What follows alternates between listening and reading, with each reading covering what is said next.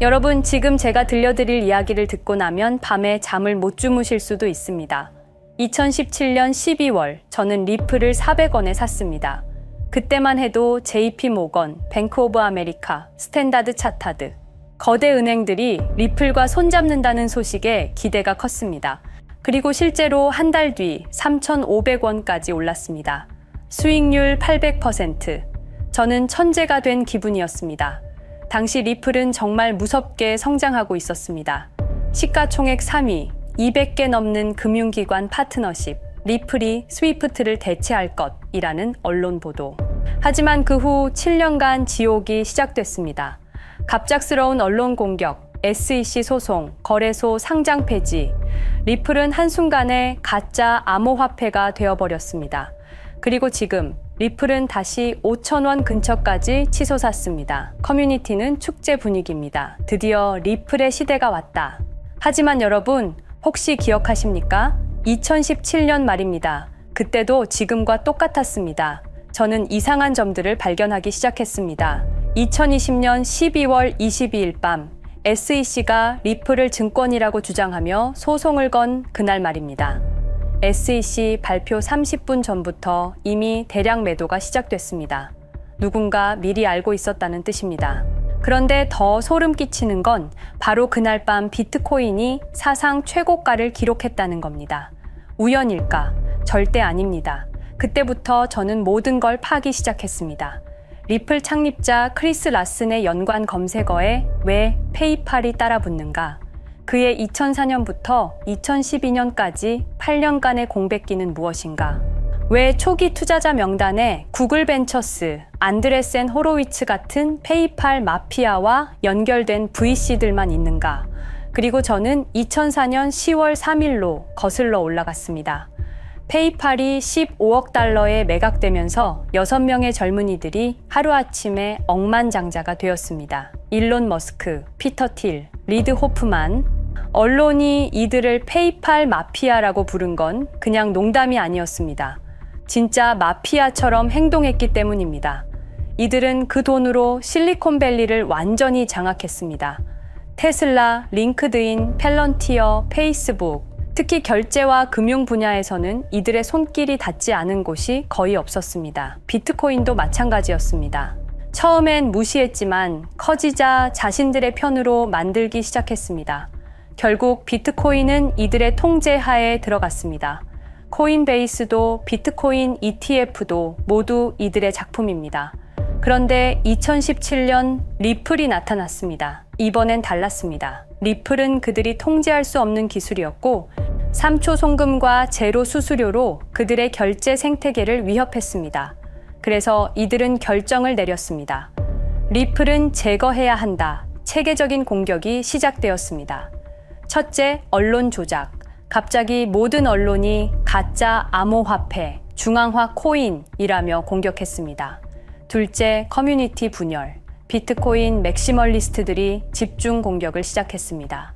셋째, 거래소 압박. 코인베이스의 리플 상장 거부가 대표적입니다. 그리고 마지막, SEC 소송입니다.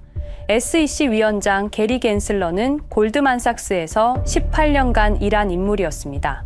이제 전체 그림이 보이기 시작합니다. 여러분이 알고 있는 리플은 사실 리플이 아니었습니다. 처음부터 끝까지 하나의 거대한 실험이었습니다. 그들은 비트코인처럼 시스템을 무너뜨리는 대신 시스템 안에서 자신들이 새로운 중심이 되는 방법을 택했습니다. 은행 친화적 암호화폐라는 이름으로 말입니다. 다행히 리플은 살아남았습니다. SEC 소송에서 승리했고 다시 성장할 기회를 얻었습니다. 하지만 안심하기엔 이릅니다. 이들이 쉽게 포기할 사람들이 아니기 때문입니다. 오늘 제가 3년 동안 파헤친 리플의 모든 진실을 공개하겠습니다. 그들이 누구인지, 어떻게 우리를 속였는지, 그리고 지금 왜 상황이 바뀌고 있는지 말입니다. 역사를 모르는 자는 역사를 반복합니다. 이번에는 절대 당하지 맙시다. 준비되셨습니까? 충격적인 이야기가 시작됩니다. 여러분, 리플이 과연 어디까지 오를 수 있을지 궁금하시죠? 오늘 제가 정말 충격적인 이야기를 해보겠습니다. 2020년 12월 22일 밤, 그날을 기억하십니까? XRP가 단 하루 만에 63% 폭락했습니다. 어떤 이들은 수천만 원의 자산이 증발했고 어떤 이들은 하루아침에 수억을 잃었습니다. 처음엔 시장이 미친 거라고 생각했습니다. 변동성이라고, 조정이라고 그렇게 믿었습니다. 하지만 이 사건을 5년간 추적한 결과 이건 어떤 이들의 치밀한 계획이었습니다. 리플 가격은 4년간 철저하게 짓눌려 있었습니다. 그리고 더 충격적인 건 2025년 8월 그 암살자가 다시 나타났다는 겁니다. 이번엔 더 큰 칼을 들고 더 강한 권력을 쥐고 더 야심찬 계획을 가지고 지금부터 제가 5년간 추적한 절대 공개되면 안 될 이야기를 시작하겠습니다. 먼저 타임라인부터 보시죠. 천천히 따라오십시오. 2020년 12월 22일 오후 9시 30분 SEC 의장 제이 클레이튼이 XRP 기소를 전격 발표합니다. 그의 임기 종료까지 남은 시간 단 12시간. 12월 23일 오전 9시 클레이튼 SEC 의장직에서 사임합니다. 여기까지는 그럴 수 있다고 칩시다. 임기 끝나고 퇴임하는 거 이상할 건 없죠. 그런데 12월 24일 크리스마스 이브 아침입니다. 퇴임한 지 단 하루 만에 클레이튼이 새 직장으로 옮겨갑니다. 월리버 에셋 매니지먼트 자문으로. 잠깐만요. 이 회사가 뭘 하는 곳인지 아십니까? 비트코인과 이더리움에 8천억 원을 투자한 회사, 그러니까 리플과 직접적인 경쟁을 하는 회사에 베팅을 한 겁니다. 다시 한번 정리하겠습니다. XRP를 기소하고 다음날 사임하고 그 다음날 리플의 경쟁사에 투자하는 회사로 갔습니다. 이게 정상입니까? 윤리적으로 문제는 없습니까? 법적으로 괜찮은 겁니까? 하지만 진짜 소름 끼치는 건 이제부터입니다. 블록체인은 모든 걸 기록합니다. 그리고 그 기록을 추적해보니 기소 발표 18시간 전인 12월 22일 새벽 3시 누군가 움직이기 시작했습니다. 대량의 XRP가 조심스럽게 하지만 확실하게 매도되기 시작합니다. 뉴스가 나오기 전, 세상이 알기 전, 폭락이 시작되기 전 누군가는 이미 알고 있었습니다. 이 시점에서 저는 의문을 품었습니다. 대체 왜 하필 리플이었을까? 이 사건을 이해하려면 XRP가 단순한 암호화폐가 아니라는 걸 알아야 합니다. 지금 여러분이 해외로 송금한다고 가정해보죠. 한국에서 미국으로 1,000만 원을 보낸다면 스위프트라는 시스템을 거칩니다. 전 세계 200개국 11,000개 금융기관이 연결된 거대한 네트워크. 벨기에 브뤼셀에 본부가 있지만 실질적으로는 미국이 완전히 통제하고 있습니다. 얼마나 무서운 권력이냐면요. 2012년 이란 핵 제재 때 이란 은행들을 스위프트에서 퇴출시켰습니다. 그 결과 이란의 경제는 즉시 붕괴되었습니다.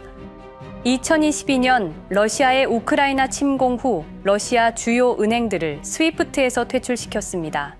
이후 러시아의 루블화는 30% 이상 급락했습니다.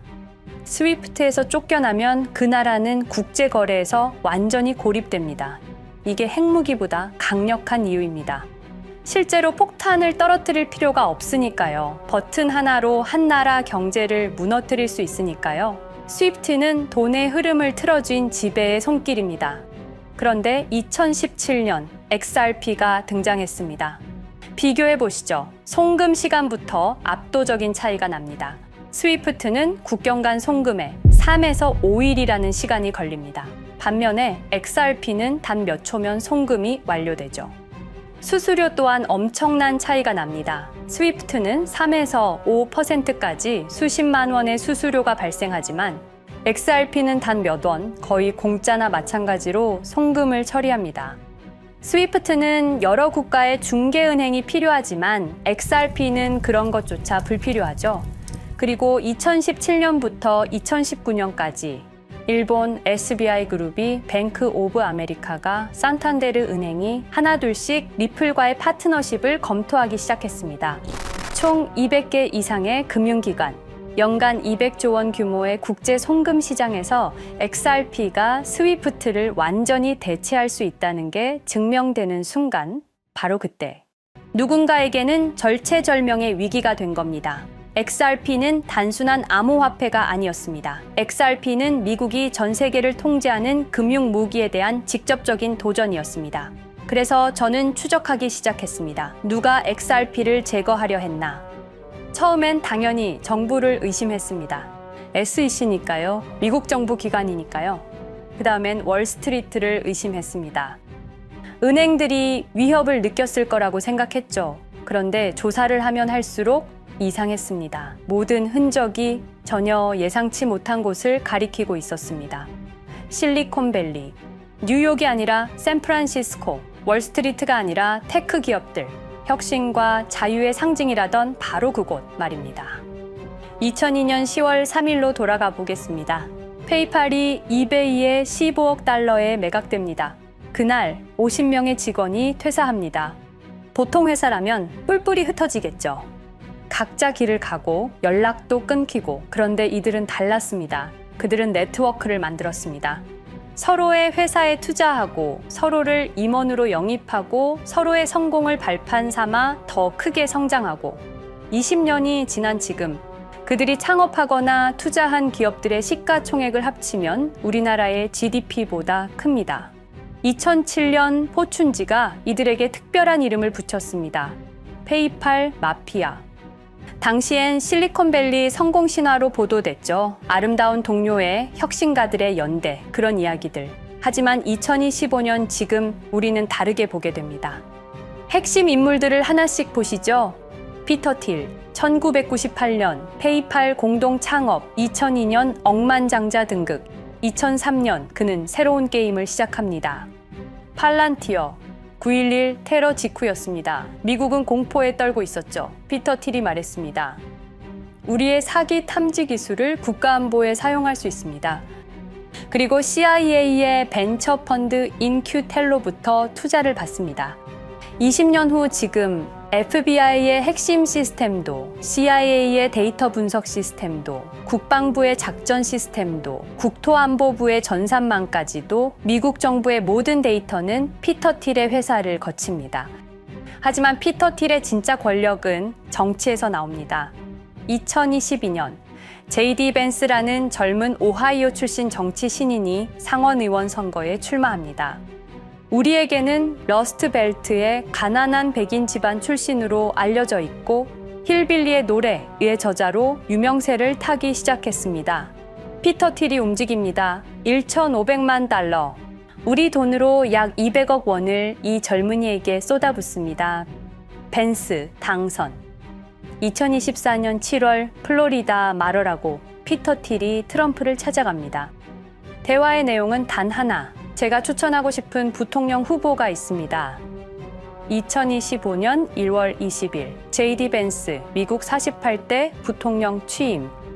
페이팔 마피아가 백악관에 발을 들여놓은 역사적 순간입니다. 그리고 벤스뿐만이 아니었습니다. 일론 머스크, 여러분이 잘 아시는 그 일론 머스크 말입니다. 테슬라, 스페이스X의 CEO, 2024년 대선에 4,300억 원을 기부합니다. 트럼프 최대 후원자, 그리고 트럼프 2기 행정부에서 정부 효율부 DOJ 수장으로 임명됩니다. 연방정부 전체의 예산을 삭감할 권한, 그의 시장 조작 능력은 이미 증명됐죠. 2021년 5월 트윗 한 줄로 비트코인을 폭락시킨 후 뒤로는 더 싸게 매집했습니다. 데이비드 sak스, 백악관 AI 암호화폐 차르, 모든 AI 정책과 암호화폐 정책의 최종 결정권자, 페이팔의 전 COO. 미국의 암호화폐 정책 최종 결정권을 페이팔 마피아가 쥔 겁니다. 그리고 한 명 더, 여러분이 잘 모르는 이름이지만 아주 중요한 인물입니다. 제드 맥켈럽, XRP 공동 창업자, 2013년 리플을 나옵니다. 그리고 스텔라루멘이라는 경쟁 코인을 출시합니다. 그가 가진 XRP는 90억 개, 2022년까지 전부 매도합니다. 무려 4조 2천억 원이라는 천문학적인 수익을 기록했습니다. 그런데 기묘한 일이 벌어집니다. 2025년 6월 페이팔의 스테이블 코인 페이팔 USD가 스텔라루멘 체인으로 확장을 발표합니다. 리플의 배신자가 만든 플랫폼으로. 우연일까요? 그리고 저는 결정적 증거를 찾았습니다. 2025년 초 내부 고발자가 나타납니다. 월리버 에셋 매니지먼트 기억하시죠? 제이 클레이튼이 XRP 기소 다음 날 합류한 바로 그 회사. 그 회사의 내부 문서가 유출됩니다. 공개된 투자 내역은 이랬습니다.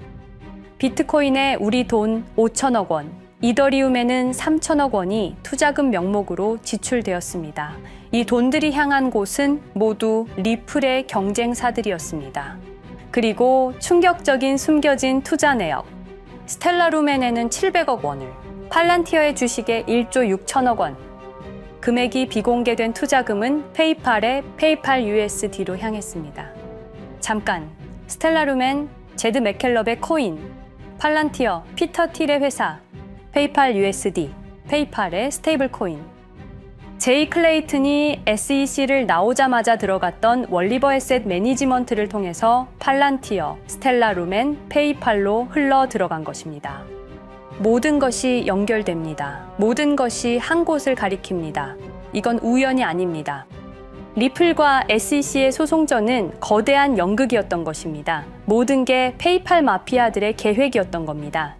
이제 전체 그림이 보입니다. 페이팔 마피아의 리플 제거 작전, 이제 전부 재구성할 수 있습니다. 제드 맥켈럽이 XRP 공동 창업자로 참여하여 핵심 기술을 습득. 2013년 의도적으로 갈등을 벌인 후 퇴사. 그것도 90억 개의 XRP를 보유한 채로 말이죠. 시한폭탄을 설치한 겁니다. 피터 틸의 팔란티어, 2003년 CIA의 인큐텔 펀드 투자로 창업. 2020년까지 FBI, CIA, 국방부의 핵심 시스템을 장악하게 됩니다. 미국 정부 전체를 들여다볼 수 있게 된 겁니다. 2018년 6월, 우리 모두가 아는 바로 그 SEC 기업금융국장 윌리엄 힌먼의 발언. 이더리움은 증권이 아니다.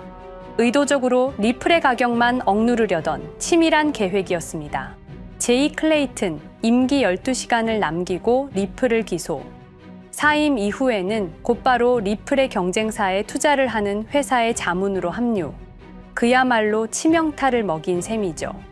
2023년 8월 페이팔은 페이팔 USD라는 스테이블 코인을 출시합니다. 그리고 2025년 6월에는 스텔라루멘 메인넷으로의 확장을 발표했습니다. 제드 맥켈럽은 XRP를 매도한 자금으로 스텔라루멘을 개발하게 됐죠. XRP를 대체할 완벽한 준비를 한 겁니다. 트럼프 2기 행정부 출범으로 페이팔 마피아들의 계획이 완성 단계에 접어듭니다. JD 벤스는 부통령으로, 일론 머스크는 정부 효율부 수장으로, 데이비드 sak스는 AI 암호화폐 총책임자로, 피터 틸은 트럼프 인수위의 공동의장 자리에 오릅니다. 페이스북의 모회사인 메타의 로비 비용을 보면 확실히 알 수 있습니다. 2024년 로비 비용으로 역대 최고 금액인 약 2,400억 달러를 지출했습니다. 로비스트 수도 2016년에는 31명에 불과했지만 2024년에는 의원 8명당 1명 꼴인 65명으로 늘어났죠.